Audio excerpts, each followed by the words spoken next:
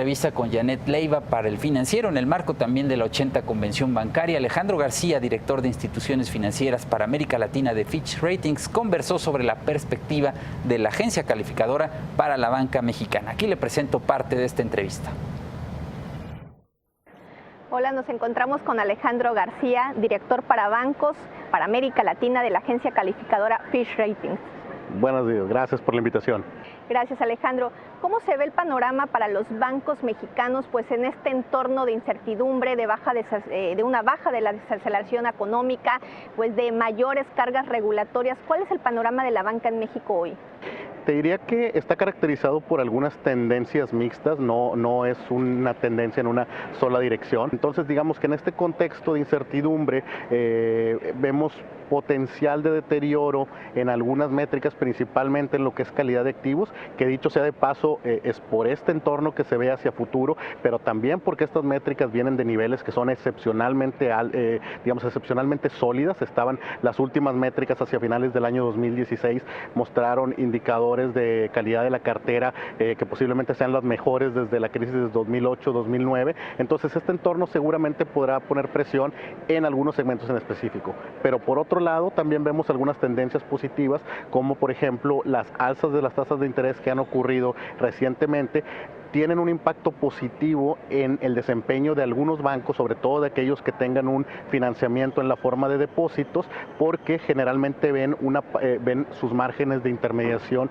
ampliarse y por ende les da más espacio en términos de más utilidades, más ingresos operativos para contener un potencial deterioro en las carteras y por ende un aumento en las provisiones. Alejandro, tú que ves a todos los bancos de América Latina desde Nueva York, cuando haces el análisis de la banca mexicana, de la banca que opera aquí con respecto a otros países de América Latina, ¿cómo la ves?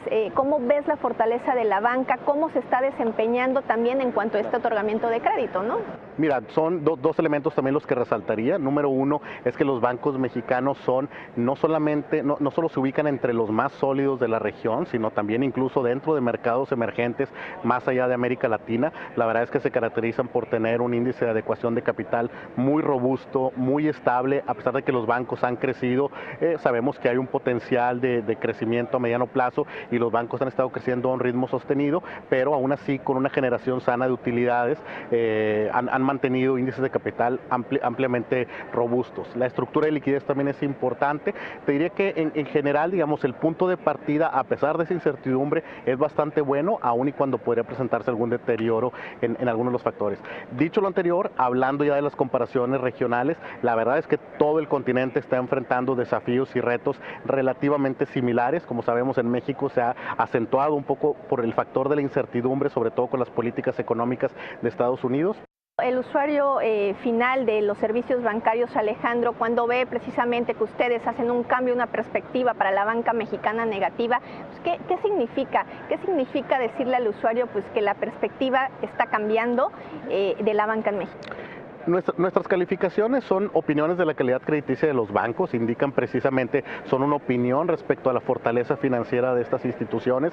Claramente cuando hay una perspectiva negativa señala que podría haber un cambio hacia una posición relativamente más débil, pero es también una escala de múltiples niveles. No es una escala binaria, no quiere decir que los bancos estén en una posición de vulnerabilidad. Como decía, están entre los más sólidos de Latinoamérica. De hecho, después de los bancos chilenos, que obviamente se benefician de un entorno macroeconómico, de un rating soberano más alto, virtualmente después de los grandes bancos chilenos, los bancos mexicanos son los siguientes que vienen en categorías de grado de inversión, diría relativamente altas, incluso algunos llegando al grado de A-, algunos otros de los bancos grandes, triples B, lo cual te habla que todavía, digamos, con un colchón razonablemente amplio y que te habla de una condición financiera que es precisamente pensamos que estos shocks son más bien temporales, pero la realidad es que no vemos una situación que debiera convertirse en una debilidad estructural para el sistema. Hoy que hemos visto una baja en las distintas carteras crediticias de la banca, que hemos visto incrementos de morosidad en algunas carteras en específico, principalmente de consumo, ¿hay alguna señal de preocupación, una alerta amarilla, una alerta roja sobre alguna cartera de la banca en México hoy?